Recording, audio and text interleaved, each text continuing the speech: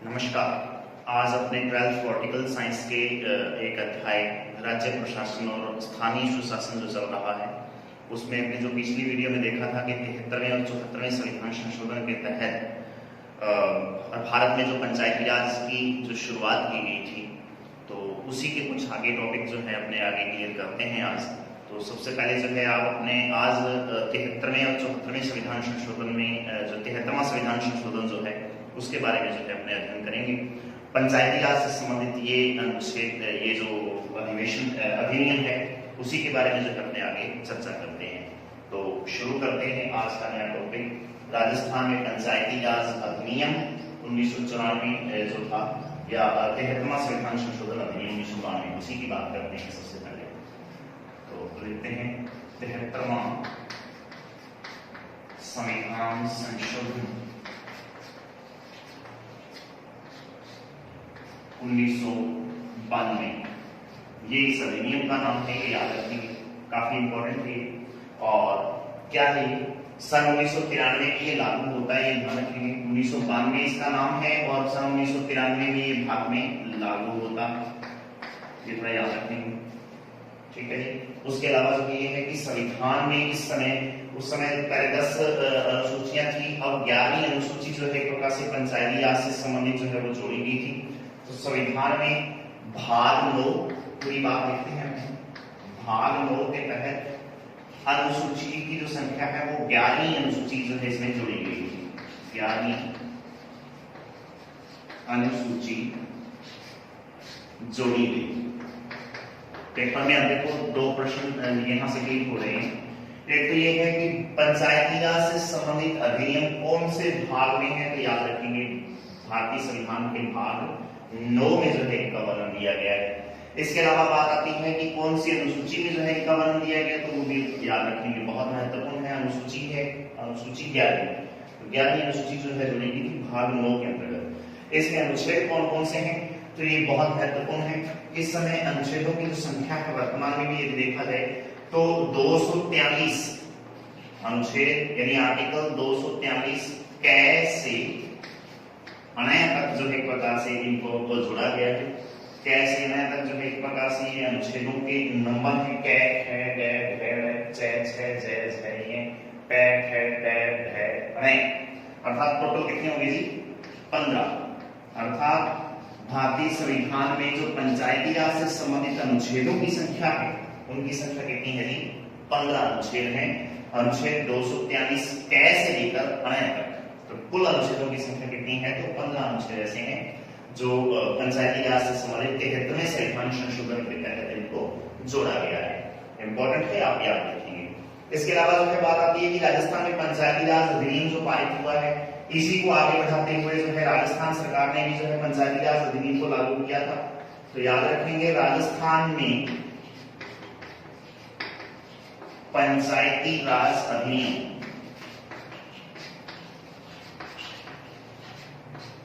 पंचायती राज अधिनियम जो था वो 1994, इस अधिनियम का नाम राजस्थान में पंचायती राज अधिनियम 1994 जो है वो एक प्रकार से पारित होता या पारित किया गया, तो ये याद रखेंगे। और इसके अलावा जो है ये है कि उस समय पंचायतों का जो स्तर जो बनाया गया था पंचायती राज से संबंधित, जो राजस्थान सरकार ने जो है एक प्रकार से इसको जो मान्यता दी है, तो वो पंचायती राज के जो स्तर है, यानी पंचायत स्तर अपने जो है इसको इस तरीके से लिख सकते हैं। तो ये 3 स्तर वाली जो है त्रिस्तरीय, क्योंकि 1997 में हम 57 हमने पढ़ा है कि 1957 में बलवंत राय मेहता समिति ने एक रिपोर्ट पेश की और उसके आधार पर जो ये कहा गया था कि भारत में पंचायती राज व्यवस्था का जो स्तर है वो 3 स्तर का होना चाहिए, ग्राम स्तर पर, पंचायत समिति स्तर पर और जिला परिषद स्तर पर। तो 3 तरीके का जो है स्तर इसमें निर्धारित किया गया था, उसी को अपने आगे बढ़ाते हैं। सबसे पहले बात आती है जी ग्राम पंचायत। नंबर 1 जो है कौन सी है जी ग्राम पंचायत। अब ये जो ग्राम पंचायत है ये ग्राम स्तर का जो निम्न स्तर है, सीधी सी बात है, पंचायती राज व्यवस्था का सबसे निम्न स्तर कौन सा है, पेपर में डायरेक्ट पूछा जाता है, तो याद रखेंगे निम्न स्तर है ग्राम पंचायत। दूसरा है पंचायत समिति, पंचायत समिति, तो पंचायत समिति जो है ये इसका मध्यम स्तर हो गया। नंबर 2 क्या है जी, ये मध्यम स्तर है। और तीसरा है जिला परिषद, जिला परिषद। तो जिला परिषद जो है ये अपने आप में पंचायती राज स्तर का जो है अपने आप में सबसे उच्च स्तर माना जाता है, सर्वोच्च स्तर या उच्च स्तर है। तो इस तरीके से आप इसको जो है याद कर सकते हैं। दोबारा बताता हूं, राजस्थान में पंचायती राज अधिनियम 1994 लागू हुआ और इसके 3 स्तर जो है एक प्रकार से उसमें निर्धारित किए गए जो आज भी चल रहे हैं। और वो तीनों स्तर कौन से हैं, जिनको अपने पंचायत स्तर के नाम से जानते हैं। ये है ग्राम पंचायत, जो इस पंचायत स्तर का सबसे निम्न स्तर है। उसके बाद में पंचायत समिति, जो इसका बिचौला या जो एक प्रकार से मध्यम स्तर माना जाएगा। और तीसरा है जिला परिषद, जो कि इसका उच्च स्तर माना जाएगा। तो इस तरीके से आप इसकी जो है एक सारणी या भाग इसको जो है याद कर सकते हैं, काफी इंपॉर्टेंट है। सबसे पहले जो है अपने इन तीनों के बारे में चर्चा करेंगे कि ग्राम पंचायत क्या होती है, पंचायत समिति क्या है, जिला परिषद क्या है। तो अपना नया टॉपिक जो है आज का ये हो जाएगा पंचायत जो है ग्राम पंचायत। तो ग्राम पंचायत को जो है अपने आगे जो है इसमें देखते हैं, पूरी बात को जो है अपने यहाँ क्लियर करते हैं। उसके बाद एक नया टॉपिक जो है अपना एक शुरू हो रहा है, काफी इंपॉर्टेंट टॉपिक है। पेपर में डायरेक्ट जो है एक प्रकार से इसके संबंधित प्रश्न आते हैं। तो आप लिखेंगे ऊपर ग्राम पंचायत।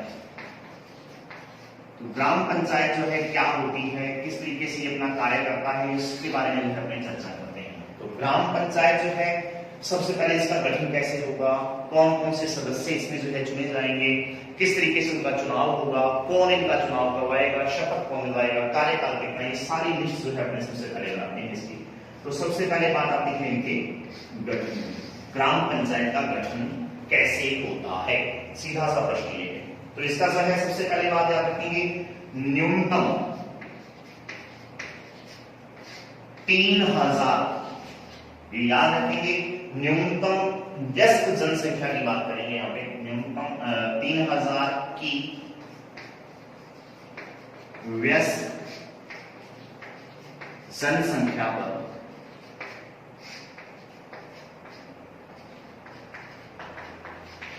वार्डों की संख्या, न्यूनतम व्यस्त जो है 3000 लोगों की संख्या में जो एक प्रकार से वार्डों की जो संख्या है वो 9 निर्धारित की गई है। यानी वार्डों की जो संख्या है वो कितनी होगी जी, 9 होगी। दोबारा सुनते हैं, मान लो किसी एक ग्राम पंचायत की या अपने ही गांव की जो पंचायत है उसके बारे में अध्ययन करें। तो यहाँ पर कम से कम 3000 की व्यस्त जनसंख्या होनी चाहिए। व्यस्त जनसंख्या किसको बोलेंगे, जो 18 साल से ऊपर है। 18 से ऊपर चाहिए वो कितने ही साल का हो जाए। तो व्यस्त जनसंख्या का मतलब ये लगभग 3000 वोट होने चाहिए, सीधी सी बात ये है, सीधा सा मतलब इसका। तो 3000 वोट यदि जिस गांव में है तो वहां पर वार्डों की संख्या जो है वो निर्धारित कर दी जाएगी 9। तो 9 वार्ड बनाए जाएंगे सबसे पहले। तो एक तो ये याद रखेंगे, इस तरीके से इसका गठन होगा। उसके अलावा जो है मान लो कि 3000 से ज्यादा जनसंख्या है तो अतिरिक्त 1000 की जनसंख्या जब हो जाएगी, अतिरिक्त 1000 व्यस्त जनसंख्या की बात कर रहा हूं, यहाँ पे जिला जनसंख्या लिख रहा हूं, उसका मतलब व्यस्त जनसंख्या की बात। तो अतिरिक्त 1000 व्यस्त जनसंख्या होने पर मान लो ये हो जाएगी किसी गांव में 3000 की जगह 4000 व्यस्त जो एक प्रकार से लोग हैं, जनसंख्या है व्यस्त लोगों की। तो फिर जो है क्या हो जाएगा जी, होने पर 2 अतिरिक्त वार्ड हो जाएंगे, 2 वार्ड बढ़ जाएंगे, ऐसे सकते हैं। तो 2 वार्ड बढ़ जाएंगे। मतलब सीधी बात ये है कि मान लो कि कहीं 3000 की जनसंख्या है तो वहां पर 9 वार्ड होंगे। और यदि ऐसा हो जाए कि किसी गांव की जनसंख्या या किसी पंचायत की जनसंख्या 1000 प्लस होगी, तो इसका मतलब ये होगा कि 3000 प्लस 1000 4000 की संख्या होगी।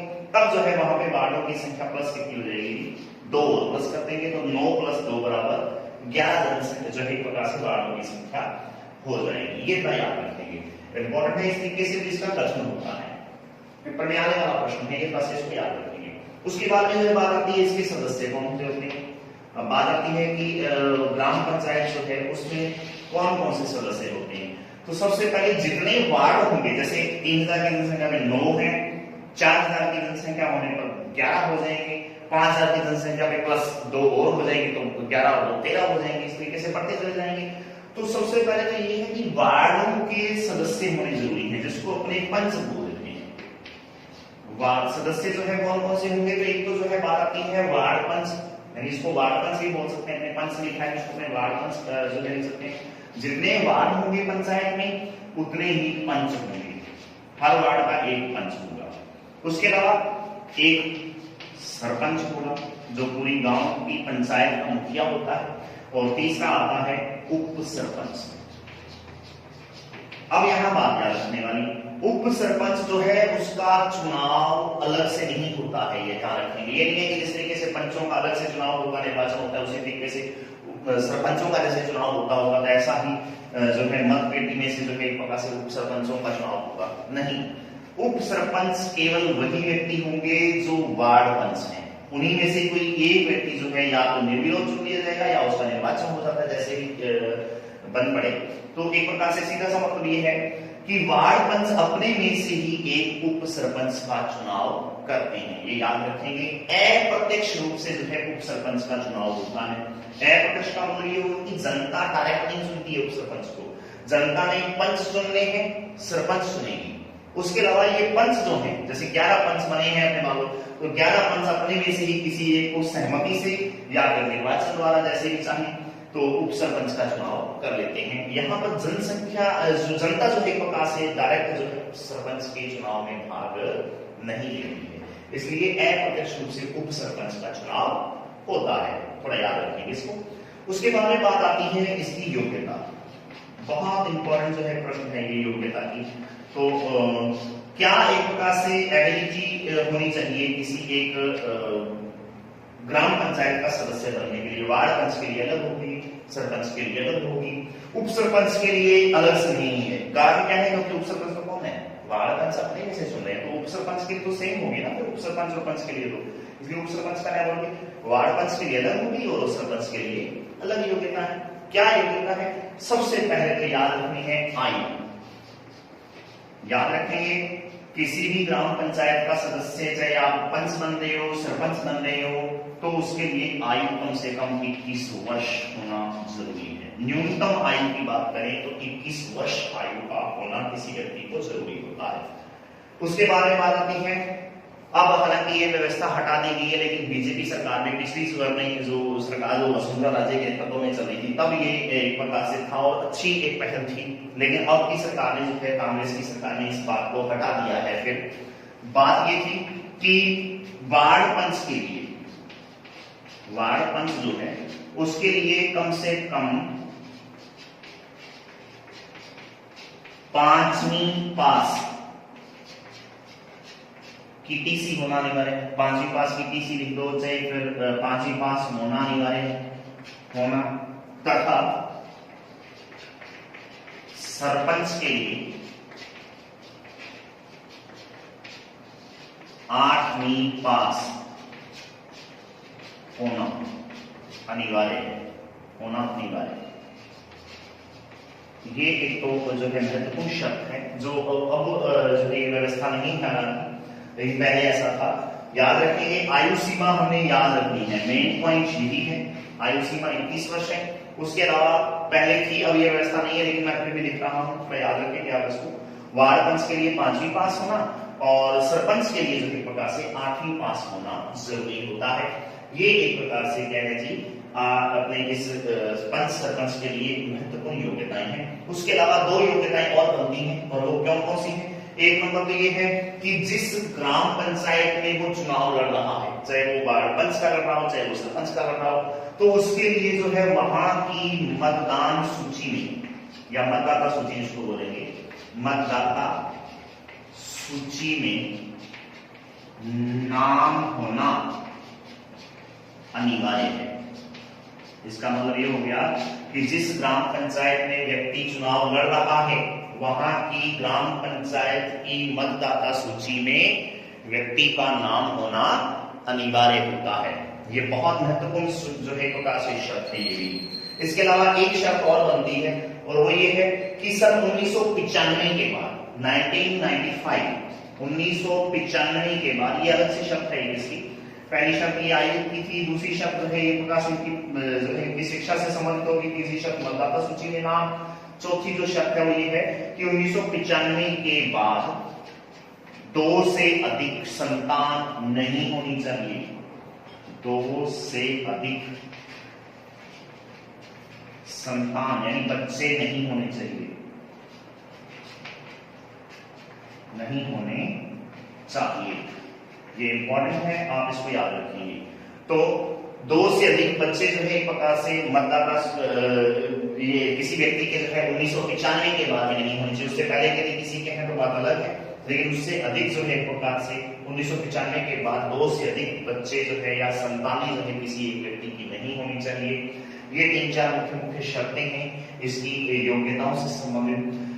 ये योग्यताएं पूरी करने वाला व्यक्ति जो है एक प्रकार से वार्ड पंच या सरपंच का चुनाव लड़ सकता है, और उसका चुनाव किस तरीके से होगा तो डायरेक्ट जो एक प्रकार से चुनाव उनका होता है।